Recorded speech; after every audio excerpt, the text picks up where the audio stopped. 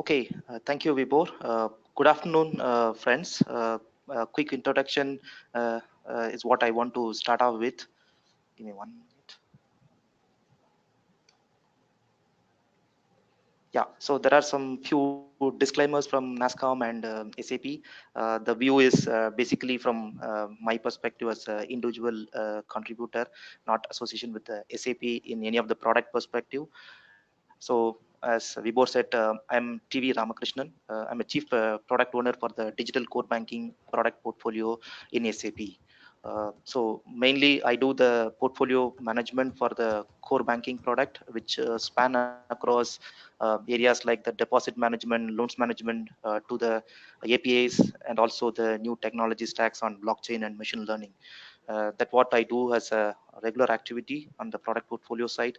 So responsible for end-to-end product development, which covers from portfolio setup to the delivery of the product. And in the process, I do a lot of activities around agile development and also the co-innovation with customer, which is what we do as a product management to build our new portfolios. So that's a primary area of my work, and I work with SAP for last 14 years on this portfolio. Before that, I also have experience from the CMC as an organization for last the first few 4 years in my career. That's all a brief introduction.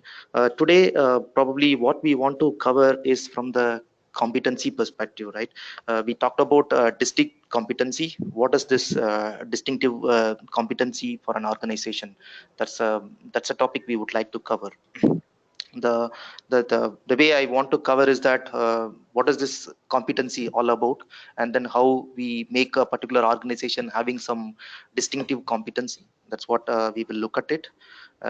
To understand what is distinctive competency, we also need to understand what is competency, what is the core competency of an organization. And probably I will take you through on the areas like the what are the different frameworks available for the to make our organization distinctive competent enabled. That's what we will talk about. And what is main important thing what I want to cover is that how this one topic we talked about distinctive competency, which will enable you to make your organizational strategy successful, and how you can make the competitive advantage in the market. That is what is all about, right? To how we can make your organization is distinct from the other organization. That's what we would like to cover. And I will touch upon some of the framework or the some kind of assessment tools which will help you to make this competency useful for organization building. uh,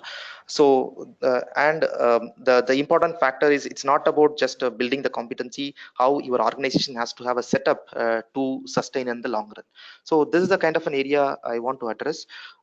Moving on to the first step. Yeah, so to understand what is competence and how we define as a core competency from organization perspective, and how the distinctive competency is different from the core competency. Yeah, so a simple example, competency is clearly a set of learning and experience which an organization will do in a very good way, the activity which they want to achieve a particular task.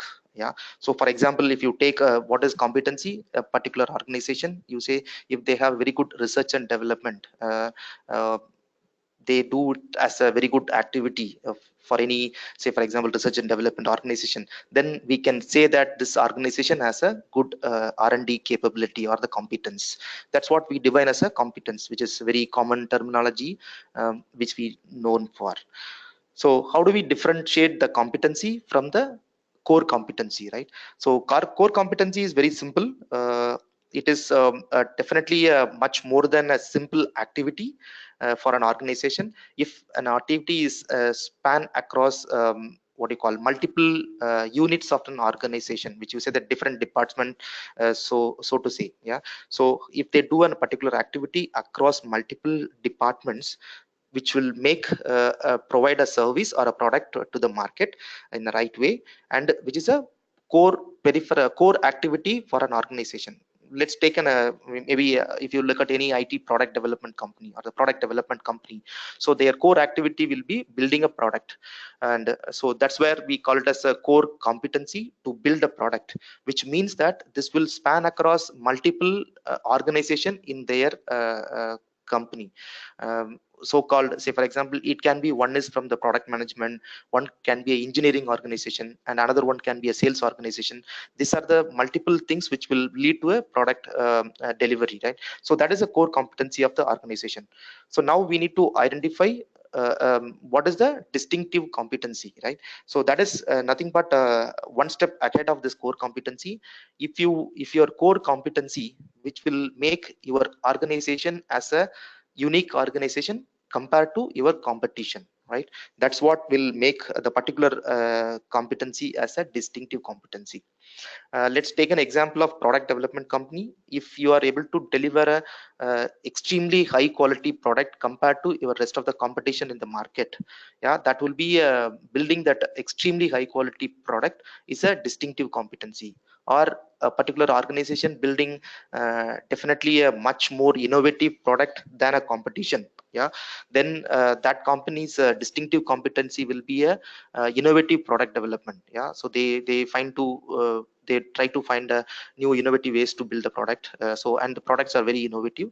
That's where the competency will be differentiated as a distinctive competency. So so why do you need a distinctive competency? Yeah, if a particular organization, you say any organization, they will have a core competency, no doubt about this, right? So if you are for example, if you are a car manufacturing company, you will have a core competence on the car manufacturing. You should have, right? You don't have a choice. You should know how to design a car, how to build a car, how to get the spare parts for the car. All those things are comes under core competency, right? If you say that, if you want to be a if you want to have a distinctive competency, then you should know how to build a car with a, say for example, you create a more value for a customer, or your product, your car is so quality car which is not having a trouble. In case of example of Toyotas, yeah, the problem what you get in the cars are relatively lower compared to the rest of the competitors in the market, for example, right? So that's way they build their competencies, yeah, the distinctive competencies. To cover this competency topic, it's not just the normal slides, right? This is really a very bigger topic, where it revolves around the people, or the people who are working in the organization. That's where they bring in the competence to the organization.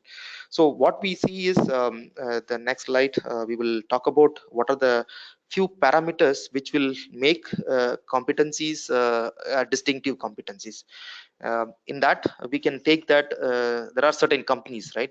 They will have a very good valuable competency, which is so-called the know-how or the knowledge of the organization. Yeah, so which means that lean production, yeah, how they can make the production very lean, where they don't waste any of the time of the employee or time of the resources. All those things is a very important thing. So that can be considered as one of the distinctive competency. Yeah. The second one, there are some physical asset which are really valuable from the delivery, the delivery of the product or the services from an organization. So, for example, in the recent past, we have seen that the cloud business in the IT world is picking up very heavily. So, if a particular cloud company want to have a setup, yeah, business across the globe, it's better that they have a data center across the globe, right? That could be definitely a distinctive competency when they want to go across globe. Yeah, so maybe there are other IT companies who want to go for a data center, probably they don't have a presence in the globe. So the one who set the data center across the globe first, probably they get a advantage from the physical assets perspective. That's a distinctive, how they set up that as a, could be a distinctive competency from the competition point of view. Then of course the valuable human asset, definitely in this clear example could be various people with definite technical skills or the functional know-hows which they can produce more results from the organization perspective. They will contribute to the distinctive competency. So that's also one of the parameter you can measure the distinctive competency. Yeah. Then definitely we look at a lot of intangible assets, not the physical asset, intangible assets like your intellectual property rights and patents. Those are things will definitely give you distinctive competence in certain areas. Yeah. Last but not least, maybe certain important uh, capabilities, right? What are competitive capabilities we talk about? If you say that a company like Maruti Suzuki, right? They have an excellent service network across India, and then they provide extremely very good service experience for the customer who are going into the service station. So that is a different capability which they do it compared to all other car service providers in the market. So that is what distinctive competencies they have in the capability point of view. Yeah. So these are the few example what you can think about it as a distinctive capabilities or the competence which a company can possess. um, Going on to that, so we talked about the parameters for distinctive competencies, right? So now we will talk about how we develop those competencies to understand better. Yeah, I will definitely start the journey with the core competency, what we define as core competencies, and how it is forming a value for the organization, and how we can transform some of the core competencies into a distinctive competencies. That is what I would like to talk as a steps. So maybe the core competency is definitely, as told in the beginning, right? It's a collaboration among different part of the organization. Yeah. So for example, if you are talking about the car service company, I know this car service is the main business, but it's also allied with the spare parts inventory, right? Which is maybe the something coming from a partner, or it's something coming from the manufacturing plant. So there should be a good collaboration across service provided, the service center, as well as the spare parts inventory organization within the company. So if they work well, yeah, collaborate among different part of this company, so they will produce the better service experience for the customer, so that the customer does not have to wait for spare parts. If there is no collaboration, then there is a possibility that spare parts inventory is not maintained, and then the customer has to wait. Such kind of problems will happen. So probably how collaboratively they do it, that's one definitely the major core competencies a company should have. Yeah. And most important, yeah, the core competence, when we talk about the competence, it's definitely we talked about it is there with the people, companies people. That's what we understand, right? So they people hold the competence from their knowledge, from their experience perspective. So I think more of the core competencies comes from the company people, definitely not on the balance sheet assets, which is mostly the buildings and stuff like that. Yeah. uh, Definitely, the main parameter, a core competency, really gives a company how they can build a competitive capabilities against the other competitive vendors in the same market, or it will give the definitive competitive asset. Here, I want to touch upon some of these areas, right? How these competencies are really into the bigger picture. It's not just look at the competencies. This is aligned with your strategy. Say for example, if your company want to build a core competencies, yeah, and you want to serve across the different geographies of the world, right? You need to have, say for example, if you want to build sales capability in India, definitely you need to have a people who can really reach out to the Indian population, with a diversified population, with the different languages. So do you have a capability to handle, to reach to the people in the Indian market, right? Are you able to deploy people with the Indian cultural connect? Or do you have a probably how they can synergize with, say for example, your product manufacturing is somewhere in Germany, you have a sales team in India. How the sales team get the right picture from the product development to the sales team, and so that they can easily connect to the local market? Or how they really collaborate within the yeah, their parent company to the sales organization to deliver a better result. So these are the broader picture. So when you are defining the overall strategy of a company, somehow they need to consider how their competencies will help to enable the company to do better in a particular market or particular segments um, in the given scenario. So how do we build kind of a different competencies, right? So there I would like to share some thoughts on the simple competency model. Basically, I took it from the product development organization, so it may be a little bit generic for most of the product and service company. So it's a simple model, but if you look at a specialization of a particular company in special service offering or special product development, probably this model will be tweaked based on the need. But core is remains same. I would say you can clearly watch here, yeah, whether it's a product offering or service offering, you will have a definitely defined process across your core areas, how you deliver a service or a product to a customer, what you see on the right side. So what is a core competency? This will rely on how you build your product, process around building a product, or process around giving a service. So which are the process? Could be around your production system, how you are building the product, or it could be how you are managing your quality. Sorry, how you are managing your quality, which is what you see it as a quality management system, what you see on top of it. This is also one of the competency which you need to hold. And then you come to the left side, it's a sales and marketing system. So how you do your sales and marketing based on what product offering you are having, and which region you are targeting, and what kind of a customer you are targeting, how to do a marketing or the sales pitch to that customer. So that way you need to move your core competencies on these areas, right? The right side, what you see is a value system of how to produce a better result to the customer. This, when you talk about the value system, somehow this is closely connected to the peripheral competencies, right? That what you see in the human resource system, which is nothing but your HR organization, how they want to define the value system of an organization. So these are the somehow this is what the close attachment which is coming from a peripheral competency, which is not a core competency of an organization. That way, if you look at financial management system, that will offer you um, how to get the funding for this product development. Okay, either we have to go to the stock market, or we have to go to the angel investors, or we do it internally, generate the finance from the company by existing assets. So these are the things which will be supporting you in the production system. That's why it's a peripheral competency. And probably this system also will help you how to reduce your production cost. For example, if they bring in the kind of right mechanism, we are spending too much money on something, so how do we optimize? They put this question, so you will start looking at how do we optimize your production. So that way the peripheral competencies are helping you to build your core competencies.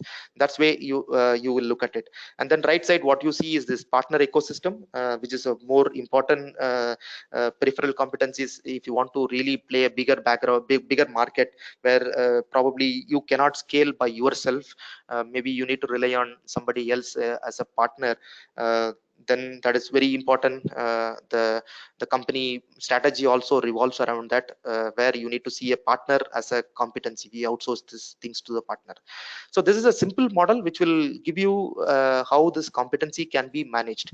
Now you can ask me, where is that the distinctive competency comes in picture? Yeah, that somehow revolves inside your core competency, and that's where the subsequent slide we talk about how do we build your core competencies within the uh, distinctive competency within the core competencies. So uh, till now we are talking about the core competencies too much, right? So the important question we need to answer is that to build a company or to be a successful company, is this core competency enough? I would completely say that probably to sustain as a normal company, it may be more than sufficient. But in the long run, you can easily lose to the competition if you don't have any distinctive competencies. Yeah. So definitely the easy mechanism to build the core competencies, you have a resources which is nothing but your people, assets, and process, and you integrate this skills, the capabilities with the resources, which will in a short term to medium term will turn into your core competencies. Yeah, that is that is how you build it. But having said that, core competency may not be sufficient if you want to be a value generating organization for the customer, and you want to have a winning strategy in a long run. Okay, so maybe the other important thing, right, in a long term sustainability, that's what I was talking about in the previous slide. So to get the long term sustainability, you need to have a clear goal, which is nothing but you see what you see on the top, which is nothing but your competitive advantage. So simply put it, if you want to have a competitive advantage, you need to have a distinctive competency, right? That is a very simple term what we can understand. So every company definitely, or the organization will have a company resources. It's very straightforward, and they will have a certain specific capabilities. If it's a manufacturing organization, you have manufacturing capability. If you have a service organization, you have a service capability. You have a manufacturing and service providing organization, you will have combined capabilities. So these are all the competitive capabilities you will definitely have from the market perspective, and which will definitely will be a core competency of your organization. And in that, certain things which you do completely different from the rest of the rest of the competitors in the market. That is what we talk about, this distinctive competency, right? So to get an asset, right, which is what nothing but a product or service or such kind of an offering to the customer, right? You have a core competency, what you see here is more than sufficient. You will provide a asset, that's what you see here, right?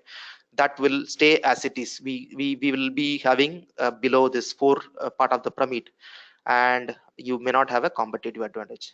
But when you are competing with a distinctive competency which make your organization a little unique from the rest of the competition, that's where you build a strategic assets, which is nothing but creating more value to customer or reducing the cost of the customers, reducing the purchase price of the customers. So these are the things which will make you having a strategic asset, and thereby you will reach a market achievement.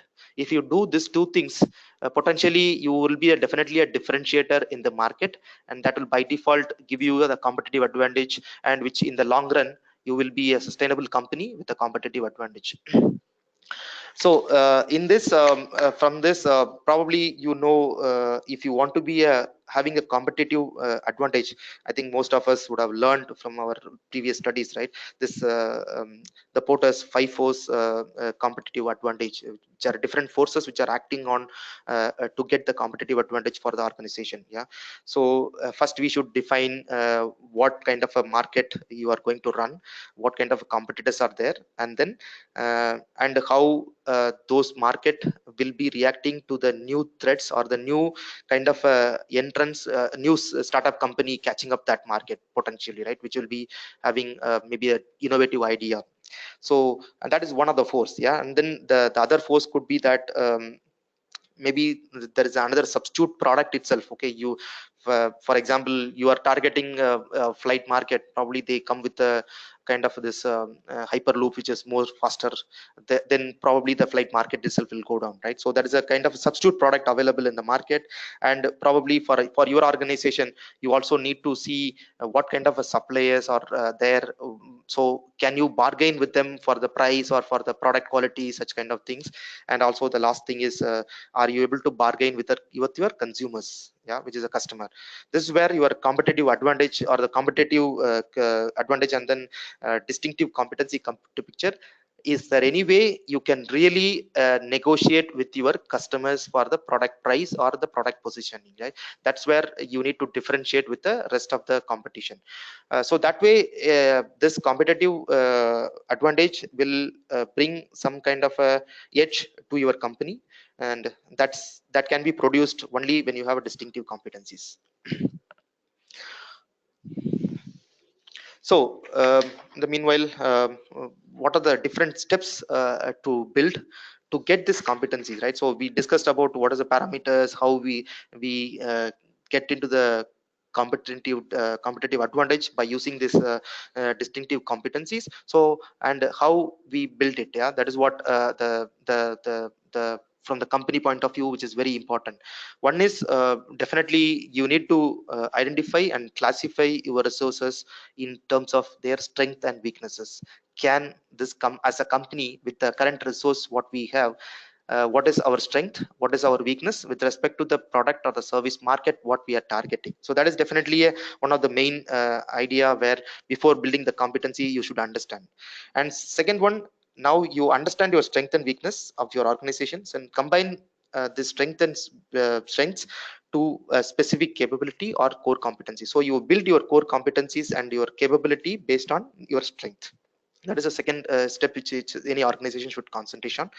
Uh, and then see how you can make the profit from that competency. So is there any kind of a competency with which you can make your profit?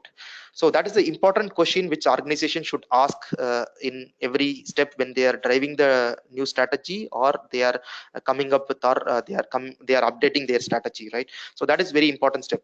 Do we have a distinctive competency? And then definitely select the strategy which is best using your distinctive competencies, and also how you can leverage that distinctive competency with respect to the external opportunity which mostly your competitors are not doing. Yeah.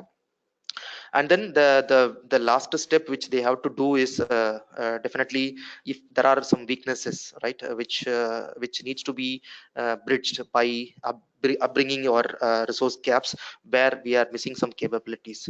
Definitely in this area, you know, the main framework is this SWOT analysis, which is mostly from the strength, weakness, opportunity and threat from internal and external perspective, right? So that's what this will give you the insights of your company's strength and weaknesses, which is from the internal perspective. And I know most of you are aware of the SWOT analysis, so I will not touch upon this framework. Probably you can see this is one of the main framework which can allow you to understand the strength and weakness from your organization perspective. Yeah. Yeah. So then it's a pretty easy steps. As I said in the earlier thing, you have resources, you have you have capabilities of your organization. So how do we make these two things work together to build a distinctive competency which can translate into your organization either superior efficiency, which means that you are producing result faster or compared to the competition, or you are producing a better quality product compared to the competition, or you are coming up with the innovative products in the market in a faster manner compared to the competition, or you are able to respond to the customer, or you are able to or you are able to create more value to the customers in terms of products or service. That's what mainly the target point for your distinctive competency. Yeah. One is either you make the differentiation clear with respect to your product, or you play a low cost game so that you are able to create value for your customer. So what happens is, very importantly, you should be able to balance these two things. You are able to differentiate, also you are able to create the value proposition based on the low cost. So you cannot completely go on one direction and then miss out on the other direction. So you need to balance between these two topics, which will eventually create more customers and high what you call the consumption of your products or service, which in turn hopefully if you play this balancing game between differentiation and low cost, you will be able to achieve the superior profitability from the organization point of view. Okay, I hope I'm doing it on time. So the next step is, since we talked about the distinctive competencies, right? How do we acquire or access to that distinctive competencies? Maybe mostly either within your company, or how we get it. There are different sources in which you can get this distinctive competencies to the company. So one is this asset endowment. That's what we talk about it as a first topic, where potentially this is kind of assets which are donated to the organization or the company, which you get the perpetual benefit, which means that you don't completely what you call, by not by selling the asset, you will the asset will remain as an asset to your organization in intact, but you can get some kind of a revenue or the business from that asset. For example, mostly this will be applicable kind of what you call the organization which is voluntary organization, or hospitals, where a lot of things are being donated to the organization. That itself sometime will become a distinctive competency which is not available to the say rest of the competition. For example, if you look at some of the government hospital, they get some of the infrastructure, some of the things which are funded by government, which itself sometime will give them a distinctive or competency compared to the rest of the private hospitals. Yeah, say for example, some of the top yeah, even you say that charity organization, charity hospitals, right? The sometimes a lot of the well-known doctors or the well-known players from the um, health market, they come and serve to the hospital for free of cost, which in turn will give a good name to the hospital, as well as the lot of customers will visit the hospital because you get a highly paid medical doctor who is giving the service for free, right? Such kind of things is what we called as a asset endowment, which you get the kind of a asset which you get as a gift, I would say, or a donated property, or aided from outside. Then the second possibility is it's acquired from the other sources. Probably a company, you feel that to successful in the market you need to have a particular distinctive competency which is currently not available within your organization, and it is also difficult to build within your organization because of your culture and stuff like that. In that time, probably you will acquire a company which has that distinctive capability or the competency and incorporate into your organization. So that is one of the other option. And then maybe the third option is probably in some cases where you can share with another company which may not be your competitor or which may be your competitor. That's something which you need to really fine tune your strategy. So you can share with another company is a possible option. Okay, I think the typical example, generally if you look at the airport ground staffs, what you say, each and every airline company may not own their ground staff. Sometimes they will share the ground staff across the airline industry, uh, which which which sometimes will give you a distinct advantage. Sometimes it may not be. That's a debatable topic, but this is also one of the way where you can share with another company on the distinctive competency, which is not the only distinct factor for with you and the other company, but this is one of the factor which you have to consider. Last but not least, you can build and accumulate within the company, which is what is a really a tough task from the company point of view. You need to invest time and energy, and your value system should support that activity, right? So that's way you will build the distinctive competency. um, Maybe I will talk about uh, we talked about the building the distinctive competencies, right? How this work in the overall strategic management framework which you see across the company. So definitely all the companies will have a purpose and value for them, and they will do a formulation of their strategy and then execute that strategy. That's what eventually will happen. So we talked about this distinctive competency where it comes very play a very important role. Generally when you form a strategy, you will definitely do the analysis. That's where probably you can look at from the SWOT analysis is one of the tool which will contribute to this first box what you see on this left side, where you will talk about the internal assessment, strength and weakness, the below box, and probably industry environment and the remote external environments will be covered by your opportunity and threat which is coming from external. Yeah, so based on this SWOT analysis which is mostly done in internal, you can look at it what kind of a competency what you need to form the strategy, right? One is your core competency, for example manufacturing, servicing, all those things. And to leverage this competency you need to have a value chain. Yeah, for example if you are producing the goods, you may need to take something supplier from the supplier, and then you have to give it to another vendor or such kind of thing. So your value chain has to be taken care strongly, which is, yeah, maybe the joint thing. And the very important factor, right? What kind of a overall strategy you are forming, and then what is the competitive advantage you want to gain. That's where the distinctive competency comes into picture. And also if say for example you want to target your geographic scope thing, as I told in the earlier, if you want to play a global market game, right, then you need to have that strategy which you will be able to address the global the company, maybe typically a diversified company which is having workforce from different part of the world, different part of the language, different languages speaking, and different capabilities. That's what you need to have if you want to present the geographic scope, right? A particular geography if you want to attack, you need to have a close connection with that geography. So you need to decide what is your competitive distinctive competence you have, and that is what will lead to the guiding policies of your organization, right? That's where we will talk about what kind of a leadership we want to establish, what kind of a policies or organization structure are you going to give a decentralized structure or centralized structure, how much of autonomy you have to give to the each region. So those things come into play. Say for example, if you want to have a distinctive competency based on the local market, then you need to give up more freedom or the free hand to the local market. So this is what will clearly influence your overall strategy perspective, where you need to understand what is the competency you have, what is the core competency you have, what is the distinctive competency you have, right? Maybe the other thoughts could be that yeah, exactly, as I told earlier, you want to go with the partner strategy, then you should know what kind of competencies the partner should hold, and how that will complement with your company's competency, and what kind of a incentive mechanism you can give it to the partners, right? These are the things will form um, overall your strategy.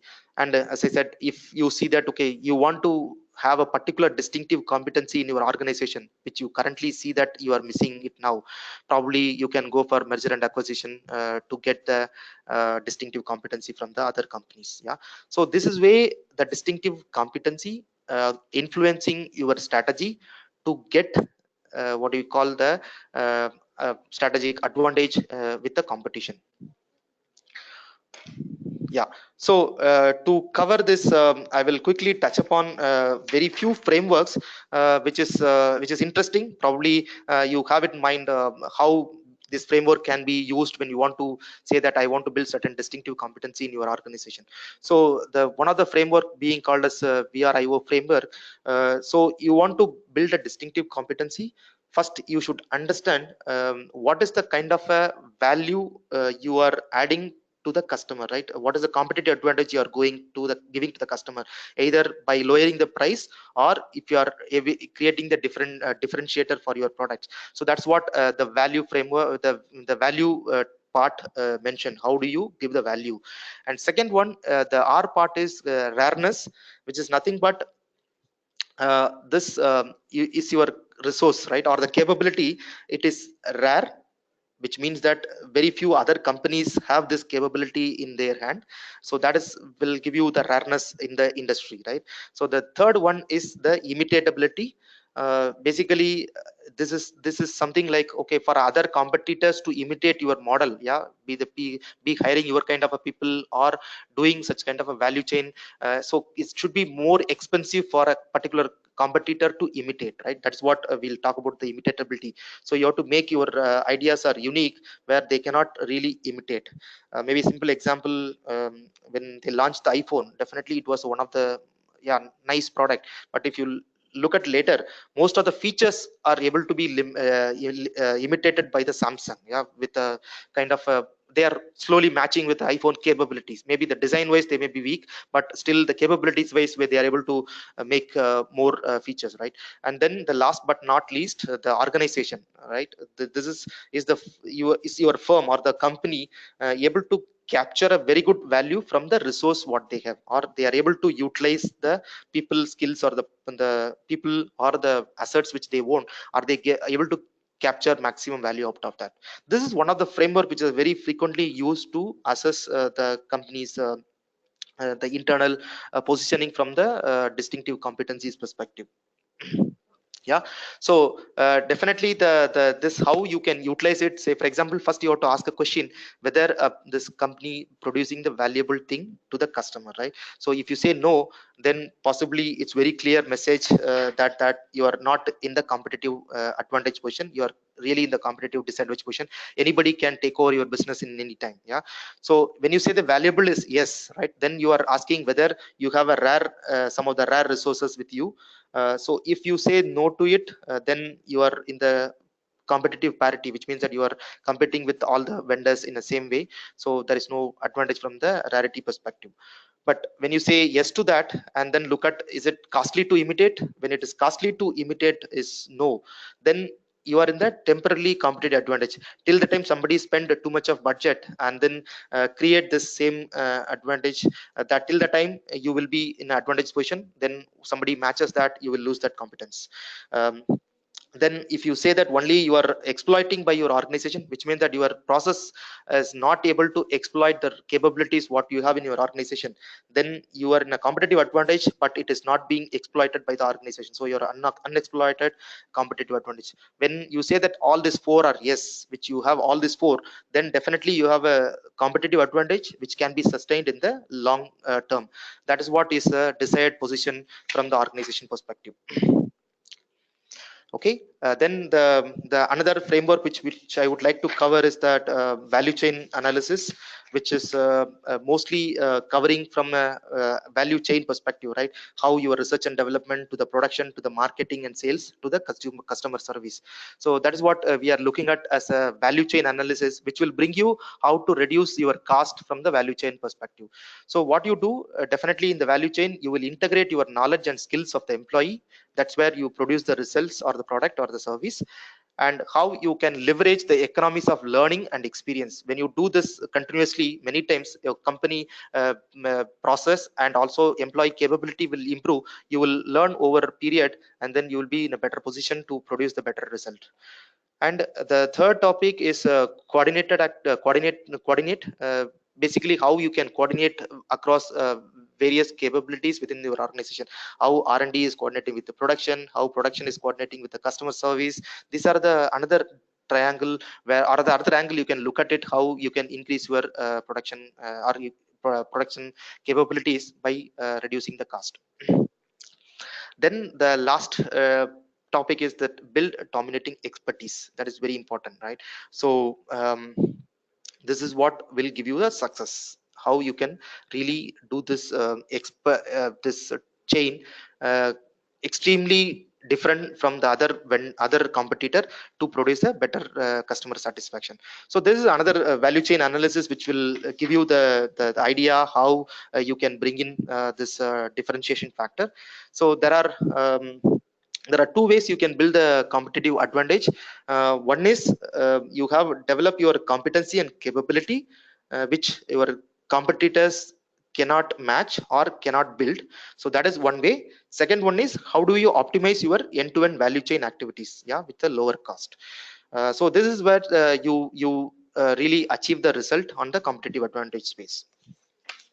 So maybe uh, last topic in this is to be successful, or the competitive strategy for a company to be successful with a distinctive competence. You can really put it into the graph model, where you see left side is your target market, which kind of a market you are targeting, and down you see the type of competitive advantage which a company is pursuing for. So the what you see here is a low cost strategy, which a focused market what you want to do, maybe a small market where you want to have a low cost strategy. And in the top what you see is your you have a low cost strategy, but you want to make a bigger market, yeah, the vast scale market. That's what you see here. And in this the bottom rightmost, you'll see that focused differentiation strategy, which means that you have a differentiation market, which means that you have a niche kind of a market, and also you want to have a narrow bias, small bias, set of bias, which will ask for a more premium on that front. In the top you would say that a brand differentiate broad differentiation strategy, where you want to have a the mix of differentiation as well as the cost perspective. Yeah, it can go on the segment wise. Yeah, so that is what I would like to talk about it. um, Maybe in the yeah, so that's way you can position the four different thing. And the center, if you want to talk about the best cost provider, where they also provide the cost perspective, and also they provide from the value proposition perspective, also from the customer angle.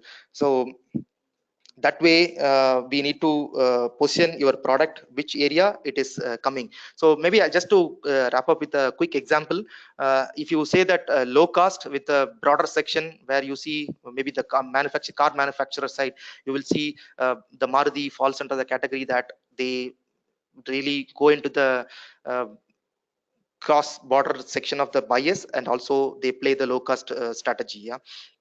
And what you see on the left side, the Mahindra ETO, which is the electrical market, where they want to talk about the focused market, which is the electrical car buyer, and also the lower cost of the thing, not like a Tesla or such kind of things.